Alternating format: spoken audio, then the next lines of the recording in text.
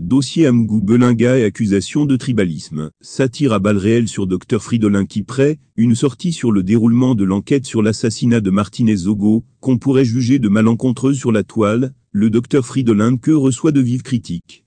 En effet, Fridolin penche plutôt sur une approche tribale concernant l'accusation dans le cadre de ce dossier très sensible actuellement au Cameroun. Après sa sortie où il indiquait qu'Amougou Belinga serait victime d'une cabale tribale, Arlette Framboise Doumbeding a recadré ce dernier dans une tribune dont Cameroun Web a reçu copie, et vous propose dans son intégralité. Tribalisation de l'affaire Martinez Zogo. Quelle honte! Un philosophe peut-il tomber aussi bas, dans la déraison et la diversion face à une situation aussi tragique que l'assassinat d'un homme? Qu'importe la couleur des souris qui rongent votre blé. Le problème c'est qu'elles rongent votre blé, et non qu'elles sont grises ou blanches. Qu'importe la race de ceux qui dénoncent le racisme. Le problème c'est le racisme, et non la race de ceux qui le dénoncent. Qu'importe l'ethnie de ceux qui dénoncent l'assassinat de Martinez Zogo. Le problème c'est l'assassinat de Martinez, et non l'ethnie de ceux qui s'en indignent. D'ailleurs, s'intéresser aux questions ethniques de cette façon est une bassesse morale indigne d'un philosophe qui parle du discernement, et qui paradoxalement fait preuve d'un manque de discernement affligeant. À propos du discernement et des préjugés de Fridolin. Si Fridolin préjuge, on peut lui poser la question de savoir pourquoi dans la même logique, ou dans le même ordre d'idées, il ne préjuge pas que l'autre meute qui défend Amougou Belinga le fait d'abord par pur tribalisme. Pour quelqu'un qui parle de discernement, cela aurait été un peu plus digeste de poser les deux questions même, si c'est une préoccupation ridicule du point de vue de la morale, et par rapport aux questions de fond, que pose l'assassinat de Martinez Zogo. Pourquoi a-t-il choisi de poser une seule de ces deux questions? La réponse me semble évidente, soit parce que ce philosophe qui parle de discernement manque lui-même cruellement le sens du discernement, soit il est lui-même tribaliste, et veut livrer les bamilocs à la vindicte populaire pour des besoins probablement de diversion.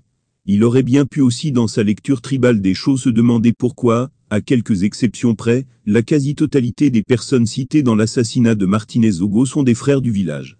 Les gendarmes qui les interpellent depuis 2 semaines aujourd'hui le font-ils par tribalisme?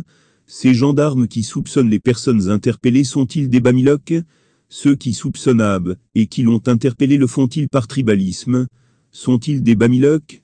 Pourquoi dans sa lecture tribaliste des choses Fridolin a-t-il évité toutes ces questions? En réalité, face à un crime tragique qui émeut le monde, la question de savoir quelle est la motivation de ceux qui s'en indignent relève de la bêtise humaine, sinon de la pure stupidité. Car devant le corps d'un homme sauvagement assassiné, on n'a pas besoin d'être de son ethnie ou de son pays, pour dénoncer l'horreur. On a simplement besoin d'être des humains. C'est pour cela que même, les étrangers dénoncent ce crime odieux. Et c'est pourquoi aussi les seules questions qui tiennent aujourd'hui c'est, qui sont les commanditaires et les assassins de Martinez Zogo? Quelles étaient leurs motivations? Le reste c'est du blablabla. De la pure diversion. Je dis à Fridolin que ces préoccupations telles que énoncées dans la capture d'écran, que j'ai pris le soin de publier ci-dessous en commentaire sont clairement une stigmatisation tribale, et c'est une honte. Mais aussi c'est une preuve de son manque de discernement, et de son faible niveau de raisonnement. Car quand bien même, quelques personnes auraient accusé à tort ou à raison, rien ne permet logiquement de faire porter le chapeau à toute la communauté bamiloc.